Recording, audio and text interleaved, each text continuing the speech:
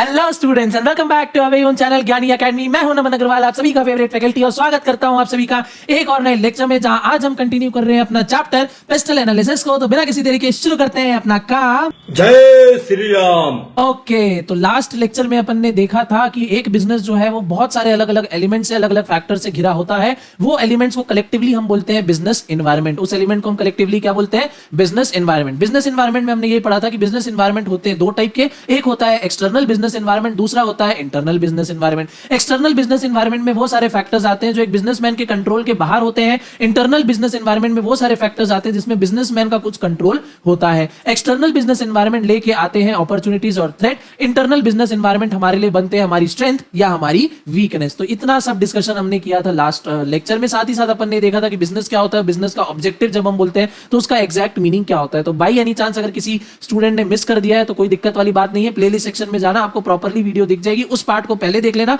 तब जाके ये वाला पार्ट बहुत अच्छे से समझ में आएगा। और अगर आपने वो पार्ट देख लिया तो फटाफट से अपन आज का जो टॉपिक है अपना वो स्टार्ट करते हैं, that is external business environment. तो आज के इस लेक्चर में अपन कवर करने वाले हैं एक्सटर्नल बिजनेस एनवायरनमेंट का टॉपिक, और उसमें भी स्पेसिफिकली माइक्रो बिजनेस एनवायरनमेंट जो है आज हम देखने वाले हैं। Micro business environment part number 3 में देखेंगे। आज हमारा डिस्कशन रहने वाला है माइक्रो बिजनेस एनवायरनमेंट तक ही। क्लियर है? हाँ जी सर। तो एक्सटर्नल बिजनेस एनवायरनमेंट क्या है? तो ऑलरेडी मैंने बता दिया कि ऐसे फैक्टर हैं जो हमारे बिजनेसमैन के कंट्रोल में नहीं है, उसको बोलते हैं हम एक्सटर्नल बिजनेस एनवायरनमेंट। अब एक्सटर्नल बिजनेस एनवायरनमेंट को भी हम दो पार्ट में क्लासिफाई कर सकते हैं। पहला है माइक्रो एनवायरनमेंट, दूसरा है मैक्रो एनवायरनमेंट। पहला है माइक्रो एनवायरनमेंट, माइक्रो यानी छोटा, दूसरा है मैक्रो, मैक्रो यानी बड़ा, लार्ज। तो ठीक है, तो एक्सटर्नल बिजनेस एनवायरनमेंट भी क्या हो गया? दो पार्ट में क्लासिफाई। पहला हो गया अपना माइक्रो, दूसरा हो गया अपना मैक्रो। पहला हो गया माइक्रो, दूसरा हो गया मैक्रो। आज अपन डिस्कस करने वाले हैं कि भैया माइक्रो बिजनेस एनवायरनमेंट क्या होता है। तो पढ़ो मेरे साथ। The activities of customer, supplier, competitors or marketing agencies etc. The activities of customer, supplier, competitor, marketing agency etc. in the immediate neighborhood of a business firm create a micro business environment of the firm. क्या बोल रहा है यहाँ पे कि activities of customer, supplier, competitor, marketing agency जो वो business के फर्म के रिस्पेक्ट में कर रहे हैं, बिजनेस के आसपास मंडराते हुए कर रहे हैं, वो क्या बन जाते हैं? हमारे माइक्रो बिजनेस एनवायरनमेंट बन जाते हैं। अब ये जो micro business environment of a particular firm may be different from that faced by the other firm with in the same industry. अब माइक्रो बिजनेस एनवायरनमेंट के जो फैक्टर्स हैं, क्या क्या फैक्टर्स हैं? कस्टमर्स, क्या हो गए? Supplier, competitor. ये क्या बोल रहा है यहाँ पे कि ये डिफरेंट डिफरेंट फर्म के लिए डिफरेंट डिफरेंट हो सकता है। इससे फर्क नहीं पड़ता कि वो सेम इंडस्ट्री में काम कर रहे हैं। जैसे फॉर एग्जांपल, थोड़ा सा आप लोग को कंफ्यूजन हो रहा होगा, मैं क्लियर कर देता हूं। जैसे ये है एक इंडस्ट्री, क्या इंडस्ट्री? Automobile industry. ऑटोमोबाइल मतलब कार मैन्युफैक्चरिंग। अब कार मैन्युफैक्चरिंग में जो भी कंपनी आ रही है, मान लो ये आ गई मारुति सुजुकी, ठीक है, एक आ गई अपनी टोयोटा आ गई, एक मारुति सुजुकी आ गई, एक हुंडई आ गई। तो ये जो अलग अलग कंपनीज है, इनको हम कलेक्टिवली जब ये मिल जाते हैं तो क्या बन जाती है? इंडस्ट्री। ऑल टुगेदर क्या बन जाती है? इंडस्ट्री। जैसे हम क्या बोलते हैं, एक और एग्जांपल, बॉलीवुड इंडस्ट्री हम बोलते हैं। तो बॉलीवुड इंडस्ट्री मतलब क्या? उसमें जो बहुत सारे प्रोडक्शन हाउसेज हैं, यश राज प्रोडक्शन है, धर्मा प्रोडक्शन है, और भी जो सलमान खान फिल्म्स हैं, तो ये सारी क्या है? छोटी छोटी जो फर्म्स है अलग अलग, ये मिला के क्या बन रही है? यहाँ पे बॉलीवुड इंडस्ट्री बन रही है। वैसे ही अगर मोबाइल की हम देखें इंडस्ट्री को, तो मोबाइल जो इंडस्ट्री, उसमें क्या हो गया? आपका एप्पल आ गया, सैमसंग आ गया, रेडमी आ गया, वीवो, ओप्पो आ गए। तो ये सब जो अलग अलग इंडिविजुअल प्लेयर है, इसको जब हम मिला देते हैं तो क्या बनती है? इंडस्ट्री। अब माइक्रो बिजनेस एनवायरनमेंट में ये बोलना चाह रहा है कि जो माइक्रो बिजनेस फैक्टर्स है, जो माइक्रो बिजनेस फैक्टर है, ये एक इंडस्ट्री में काम कर रहे अलग अलग प्लेयर्स के लिए अलग अलग तरीके से उसको इफेक्ट कर सकता है। एक प्रॉपर इंडस्ट्री है मोबाइल इंडस्ट्री, उसमें जो अलग अलग प्लेयर्स हैं, Apple, Samsung, Oppo, Vivo, Xiaomi, इनमें जो माइक्रो बिजनेस फैक्टर्स हैं, ये अलग अलग तरीके से अलग अलग हिट करेगा। कैसे करेगा? उसी को अपन आज डिटेल में पढ़ने वाले हैं। फॉर एग्जाम्पल, यहाँ पे बोल रहे हैं, if the supply sources of different are different in case of two different business firm, their micro environment would also be somewhat different. For example, मान लो एक एप्पल है और एक अपना वीवो है। अब एप्पल कंपनी के जो सप्लायर है, जो उनके छोटे छोटे कंपोनेंट्स हो गए, स्क्रीन बनाने के लिए हो गए, कैमरा के जो इंस्ट्रूमेंट्स हो गए, उनके जो सप्लायर है वो दूसरे हैं। वीवो के जो सप्लायर है वो दूसरे हैं। एप्पल की स्क्रीन कोई और कंपनी लाके दे रही है, एप्पल के प्रोसेसर कोई और कंपनी लाके दे रही है, वीवो को कोई और कंपनी लाके दे रही है। अब मान लो वीवो के सप्लायर और वीवो कंपनी के बीच में क्या हो गया? झगड़ा हो गया। तो क्या इससे एप्पल कंपनी का प्रोडक्शन रुकेगा? नहीं रुकेगा। किसका बिजनेस इंपैक्ट होगा? सिर्फ और सिर्फ वीवो वाले का। मान लो वीवो कंपनी ने कुछ ऐसा ऐड निकाला जिससे देख के कस्टमर उनके गुस्सा हो गए, ऑफेंड हो गए, तो इससे डिमांड किसकी कम होगी? वीवो की कम होगी। क्या एप्पल की डिमांड कम होगी? क्या नहीं होगी। यही चीज यहां पे बोलना चाह रहा है कि माइक्रो बिजनेस एनवायरनमेंट में जो फैक्टर्स आते हैं, माइक्रो बिजनेस एनवायरनमेंट में जो फैक्टर्स आते हैं वो एक ही इंडस्ट्री में काम कर रहे अलग अलग बिजनेस को अलग अलग तरीके से इंपैक्ट करते हैं। जरूरी नहीं है कि अगर वीवो का बिजनेस डाउन चल रहा है, अगर वीवो के सप्लाई चेन में कोई दिक्कत है, वीवो के कस्टमर खुश नहीं है, तो एप्पल के भी खुश ना हो। ऐसा हो सकता है कि एप्पल का भैया बिजनेस बढ़ रहा है, वीवो का डाउन हो रहा है। तो ये चीज यहाँ पे ये बताना चाह रहा है। क्लियर बात है एकदम सभी को? हाँ जी सर। तो आगे बढ़ते हैं। This micro business environment influence the strategic decision by creating different business opportunities as well as threat. अब इससे जो हम साल में हमने स्टार्टिंग में जो स्ट्रेटेजीज बनाई है वो डिसीजन हमारे क्या हो जाते हैं, हिल जाते हैं। मान लो हमने साल में डिसीजन बनाया था कि इस बार हम 1 लाख जो फोन है वो मैन्युफैक्चर करेंगे, उसको बेचेंगे। अब वो हमने क्यों टारगेट सेट किया 1 लाख? क्योंकि हमारी पीछे प्लानिंग रही होगी कि इतना रॉ मटेरियल हमारा यहाँ से आ जाएगा, इस टाइम हम रॉ मटेरियल बनाएंगे, इस टाइम हम नया मोबाइल लॉन्च करेंगे, मार्केट में उसको रिलीज करेंगे। अब मान लो सप्लायर से हो गया झगड़ा, सप्लायर बोल रहा है कि भैया मैं तुमको रॉ मटेरियल देता ही नहीं हूँ, तो आप कैसे अपना टारगेट फुलफिल करोगे? तो जो आपने स्ट्रेटेजी बनाई थी, जो आपने प्लान बनाया था कि मई में हम 10,000 मोबाइल निकाल देंगे, ठीक है, फिर अप्रैल में हम 1,000 मोबाइल बेचेंगे, फिर उसके आगे अपन क्या करेंगे, 500 मोबाइल बेचेंगे, तो ये आपकी स्ट्रेटेजी क्या होगी, आपको चेंज करनी पड़ जाएगी। आपकी स्ट्रेटेजी पे क्या हो गया, सप्लायर का इन्फ्लुएंस आ गया। ये चीज यहाँ पे समझाना चाह रहा है कि माइक्रो बिजनेस एनवायरनमेंट इन्फ्लुएंस करता है आपके बिजनेस के स्ट्रेटेजिक डिसीजन को। क्या करता है, आपके स्ट्रेटेजिक डिसीजन को, आपके पॉलिसी मेकिंग को क्या करता है, इन्फ्लुएंस कर देता है। अब ये आपके लिए अच्छी बात भी हो सकती है, आपके लिए अपॉर्चुनिटीज भी आ सकती है, आपके लिए थ्रेट बन के भी आ सकती है। मान लो सप्लायर आपसे खुश है, वो बोल रहे हैं कि मैं आपको और सस्ते दाम पे ज्यादा रॉ मटेरियल दे दूंगा, अपॉर्चुनिटी आ गई कि आपकी कॉस्ट कम हो जाएगी, प्रॉफिट मार्जिन आपका बढ़ गया। सप्लायर मना कर दे कि भैया इस प्राइस पे मैं नहीं दे पाऊंगा, मुझे 20% महंगे पे ही मैं बेचूंगा, आपके लिए थ्रेट हो गया कि भैया अगर आप अपने मोबाइल का प्रोडक्ट का प्राइस बढ़ाओगे, कस्टमर खरीदेंगे नहीं, मार्केट में कंपटीशन है। तो it can bring both opportunities and threat as well. Clear बात है? हाँ जी सर। अब एक एक करके डिटेल में हम डिस्कस करेंगे components of micro business environment. क्या डिस्कस करने वाले हैं, components of micro business environment. सबसे पहला है हमारे supplier. Supplier with respect to हमारा रॉ मटेरियल, हमारे इक्विपमेंट्स जो हमको सप्लाई कर रहा है, जिसको हम क्या कर रहे हैं, अपनी कंपनी में, अपनी फैक्ट्री में उसको मैन्युफैक्चर करके फिनिश गुड्स मंगवा रहे हैं। मान लो हमारा काम है ब्रेड बनाने का, अब हमारे पास व्हीट ही नहीं आ रहा है, हमारे पास मैदा ही नहीं निकल पा रहा है, तो हम कैसे उसका ब्रेड बनाएंगे? दिक्कत वाली बात हो गई यहाँ पे। तो सप्लायर कौन होते हैं, क्या करते हैं, आई होप आपको एक आइडिया लग गया होगा, फिर भी अपन थोड़ा और डिटेल में डिस्कशन करेंगे। पढ़ो मेरे साथ। Suppliers form an important component of micro environment. बिल्कुल सही बात है ये। The supplier provide raw material. Supplier क्या प्रोवाइड करते हैं, raw material, equipment, services and so on. Supplier हमको बहुत सारी चीजें देते हैं। Supplier with their bargaining power affect the cost structure of the industry. अब मान लो आप जो चीज मैन्युफैक्चर कर रहे हो, आपको जिसका रॉ मटेरियल की रिक्वायरमेंट है, उसको सप्लायर करने वाले मार्केट में ही मान लो सिर्फ 2 लोग हैं, या तो आप एक्स से सामान लो या आप वाई से सामान लो। अब जब मार्केट में डुओपोली है with related to supply of raw material, क्या होगा, सप्लायर अपनी मनमानी चला सकते हैं। थोड़े थोड़े टाइम में क्या बोल देंगे, भैया कॉस्ट बढ़ गई, अब हमको 100 रुपए में हम नहीं बेचेंगे, अब आप हमको 150 रुपए दो, तब हम आपको रॉ मटेरियल देते हैं, नहीं तो बाजू वाले से ले लो। बाजू वाला भी क्या करेगा, 150 रुपए में बेचेगा। अब आप फंस गए। इससे क्या हो रहा है, आपकी रॉ मटेरियल की कॉस्ट बढ़ रही है। रॉ मटेरियल की कॉस्ट बढ़ेगी तो आपको आपके प्रोडक्ट की कॉस्ट बढ़ानी पड़ेगी। और हमने इकोनॉमिक्स में पढ़ रहा है कि जब भी कभी प्राइसेस ऊपर जाते हैं, डिमांड नीचे हो जाती है। अब आपको होने लगेंगे लॉसेस, क्योंकि जो आपके फिक्स्ड खर्चे हैं कंपनी के, वो तो आपको नहीं रिकवर करने हैं। तो सप्लायर की जो बार्गेनिंग पावर है, जितने कम सप्लायर होंगे उतनी उनकी बार्गेनिंग पावर स्ट्रांग है, जितने ज्यादा सप्लायर है उतनी उनकी बार्गेनिंग पावर वीक है। क्योंकि एक को पता है कि मैं अगर नहीं बेचूंगा, मैं नौटंकी करूंगा, सामने वाला दूसरे से ले लेगा, दूसरे अगर मना कर देगा वो तीसरे से ले लेगा, उसके पास वेराइटी ऑफ ऑप्शंस है। बट अगर हमारे पास ऑप्शंस ही कम हो जाते हैं तो क्या हो जाता है, हम क्या आ जाते हैं, सप्लायर क्या हो जाते हैं, पावर में आ जाते हैं। जैसे आइसक्रीम दुकान में हम जाते हैं, अगर हमारे पास 10 अलग अलग हमारे पास टाइप की आइसक्रीम है, हम थोड़ा कंफ्यूज हो जाते हैं, अरे यार मैंगो ट्राई करें कि ब्लैक करंट ले, बटर स्कॉच ले या टूटी फ्रूटी ले, कंफ्यूज हो जाते हैं। बट ऑब्वियसली बात है, ये ले कि वो ले। अब इसमें क्या हो जाता है, पावर हमारे पास है कि हमको क्या चॉइस करना है। अब मान लो आप आइसक्रीम शॉप में गए, 2 ही ऑप्शन है, या तो वनीला लो या तो स्ट्रॉबेरी लो। अब आपको आइसक्रीम खाना ही है। अब पावर किसके हाथ में, दुकान वाले के पास। बोला कि भैया हमारे पास यही 2 है, लेना है तो लो वरना जाओ। अब आपको तो आइसक्रीम चाहिए, आप क्या करोगे, तुरंत ठीक है भैया ये दे दो, कोई भी एक आप ले लोगे। तो जैसे ही सप्लायर कम होते हैं, उनकी बार्गेनिंग पावर क्या हो जाती है, स्ट्रांग। बार्गेनिंग पावर स्ट्रांग का मतलब क्या है कि वो जो अपने प्राइसेस है with relation to raw material, वो उसको ज्यादा आपको डिस्काउंट ऑफर नहीं करेंगे, हाई प्राइसेस में सेल करेंगे। इससे आपकी प्रोडक्ट की कॉस्ट बढ़ जाएगी, प्राइसेस आपको बढ़ाने पड़ेंगे या कुछ एडिशनल फीचर अपने प्रोडक्ट में ऐड करना पड़ेगा ताकि आपके कस्टमर आपके पास रिटेन रहे। तो इसके चक्कर में आपको आपकी स्ट्रैटेजी चेंज करनी पड़ेगी। ये आपका पहला component. They constitute a major force that shapes competition in the industry. Firms have to take strategic decision on outsourcing or in-house production depending upon the supplier environment. अब यहाँ पे फर्म को decision लेना होता है कि हम रॉ मटेरियल बाहर से मंगवाएं या खुद ही इन हाउस उसका प्रोडक्शन कर दें। मान लो फार्मर मना कर रहे हैं कि हम गेहूं को इतने सस्ते में नहीं बेचेंगे, तो 2 ऑप्शन है, या तो आप महंगे रेट पे आप गेहूं खरीदो, नहीं तो क्या करो, खुद खेत खरीदो, उसमें गेहूं होगा और जितने सस्ते में चाहिए निकाल लो। Same. Next is consumer. Next क्या है, कंज्यूमर आपके कस्टमर। अब बिना किसी कस्टमर के तो आपका बिजनेस चल नहीं सकता, क्योंकि आप प्रोडक्ट ही बना रहे हो, सर्विसेज ही दे रहे हो, किसके लिए? कस्टमर के लिए। तो the aim of business is to create and retain market, in other words to create and retain customer. A firm can not exist without customer. एक फर्म बिना किसी कस्टमर के मार्केट में एग्जिस्ट ही नहीं कर सकती। अब मार्केट में अगर आपके प्रोडक्ट के कस्टमर कम है या आप नए नए हो, तो पावर किसके पास है? कस्टमर के पास है। आप बोलोगे मैं 200 रुपए में सामान बेचूंगा, कस्टमर बोलेगा नहीं भैया हम तो 100 रुपए में ही खरीदेंगे। क्या करोगे? अब आप मार्केट में कंपटीशन बहुत है, मजबूरी में आप क्या करोगे? 100 रुपए में भी आप सामान बेचोगे।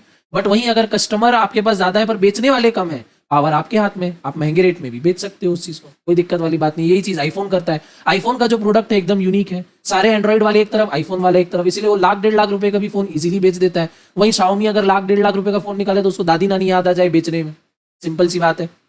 आगे, the perquisite of a success in business is customer satisfaction. There may be different categories of customer for a firm via individual, household, corporate houses या government etc. For example, Indian Oil Corporation has got customer which include individual, household, other business firm, state transport corporation, Air India, foreign airlines etc. The bargaining power of all these customer and their changing preference pattern influence the business decisions for the producer firms. Customer की भी variety है।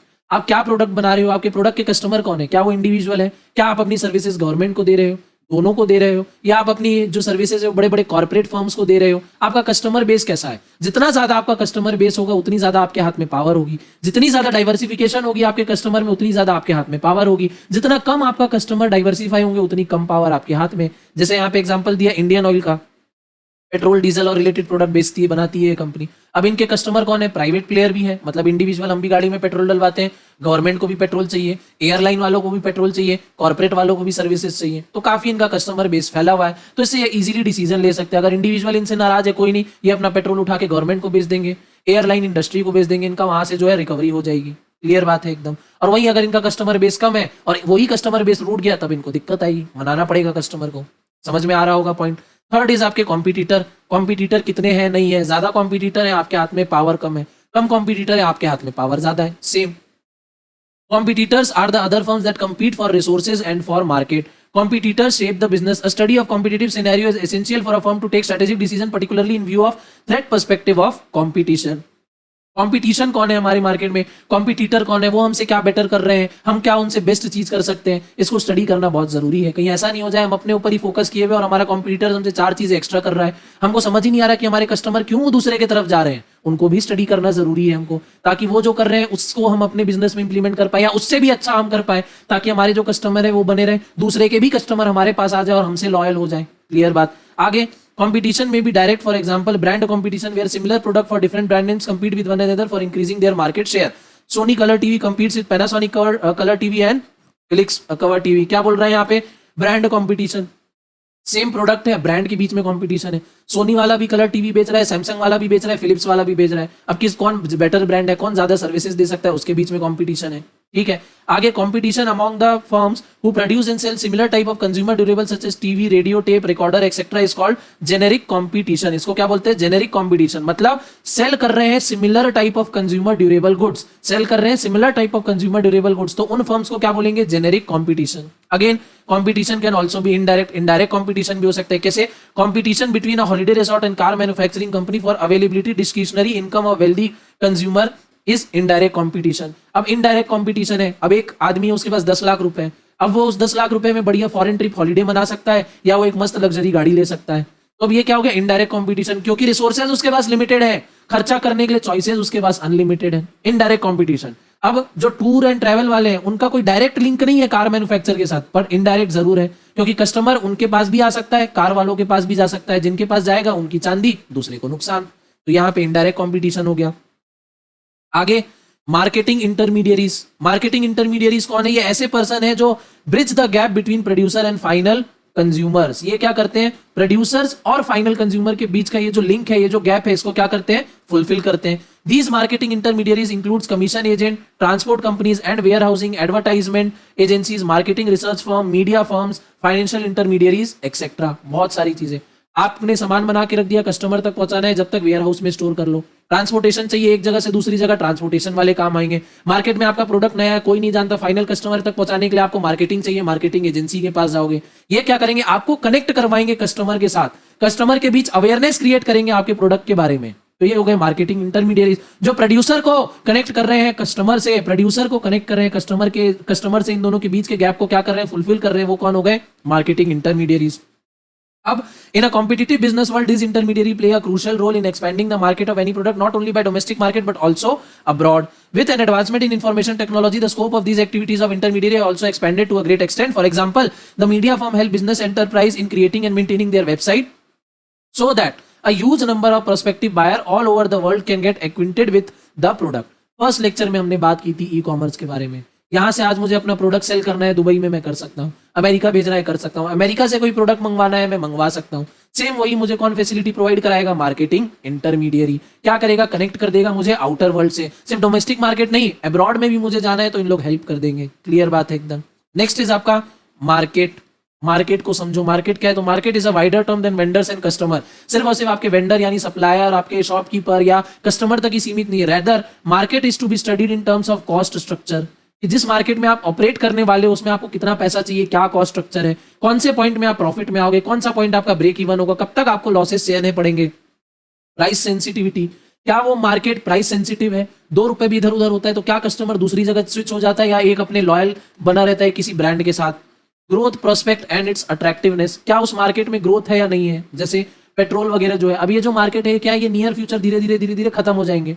Growth वाला market कौन सा है, EV वाला, ठीक है, इलेक्ट्रिक व्हीकल्स आ रही है, अब ये क्या है, ग्रोथ मार्केट है। पेट्रोल और कोल ये सब क्या है, डिक्लाइनिंग मार्केट है। तो आपका मार्केट कौन सा है, कैसे आप ऑपरेट कर रहे हो। जो घड़ी है इनका मार्केट एक तरीके से डिक्लाइनिंग मार्केट है, क्योंकि अब घड़ी का मेन काम क्या है, टाइम दिखाना। ये आजकल हम मोबाइल में देख लेते हैं। एनालॉग वॉच की जगह स्मार्ट वॉचेज आ रही हैं, तो जो एनालॉग वॉचेज है कांटों वाली घड़ी वो क्या हो रही है, धीरे धीरे डाउन जा रही है, स्मार्ट वॉचेज अब जा रही हैं। तो आप कौन से मार्केट में काम कर रहे हो, क्या वो लोगों के लिए अट्रैक्टिव है या नहीं है, इसको स्टडी करो।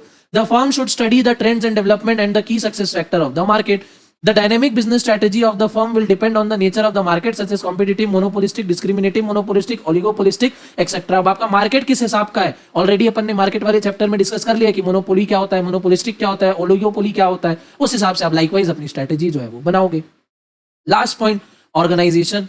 ऑर्गेनाइजेशन मतलब जो काम कर रहे हैं आपके ऑर्गेनाइजेशन में आपके इंप्लॉइज, वो कैसे हैं, क्या वो मोटिवेटेड है, डीमोटिवेटेड है, क्या वो स्किलफुल है या उनको अभी स्किल्स की जरूरत है, किस तरीके का उनका एटीट्यूड है, क्या उनका नेचर है, क्या वो आपके साथ लॉयल है, अपनी फर्म में ही वो क्या कर रहे हैं, स्कैम कर रहे हैं, धोखेबाजी कर रहे हैं, क्या आपके बिजनेस सीक्रेट वो कॉम्पिटिटर को तो नहीं सेल कर रहे हैं। सब चीज इसके अंदर कवर हो जाएगी भैया, ध्यान से पढ़ना इसको। Individual working in different capacity in the organization are the pillars of the firm which form the strength and capabilities in the a particular business। जो आपके एम्प्लॉइज हैं वही क्या है, आपकी कोर स्ट्रेंथ है। अगर ये बढ़िया होंगे, कितना भी कंपटीशन हो, कुछ भी कैसा भी मार्केट हो, आप फोड़ के आगे निकल जाओगे। अगर आपके एम्प्लॉइज ही ढंग के नहीं है, कितना भी आप एफर्ट लगा लो, टेक्नोलॉजी ले आओ, it is all useless. So, employees are the major force within an organization. It is important for an organization that employees embrace the same values and goals as the organization. ये होना बहुत ही ज्यादा जरूरी है कि जो आपके employees है उनका भी गोल वही हो जो आपकी कंपनी का गोल है। ऐसा नहीं हो कि इंडिविजुअल का अलग गोल चल रहा है, ऑर्गेनाइजेशन का अलग गोल चल रहा है। इंडिविजुअल अपने लिए काम कर रहा है, ना कि ऑर्गेनाइजेशन के लिए, इसमें किसी का फायदा नहीं हो पाएगा। तो आपको कोशिश करनी है बीइंग अ मैनेजर कि जो आपका एम्प्लॉइज है वो क्या करे, आपकी ऑर्गेनाइजेशन के लिए काम करे, ऑर्गेनाइजेशन के गोल फुलफिल करने के लिए काम करे। ये आपको ध्यान रखना है। Board of directors should run the organization in a way that best serve the shareholders' interest. Finally, the entrepreneur should be dynamic and a risk taker so that the profit of the firm can reach the bliss level.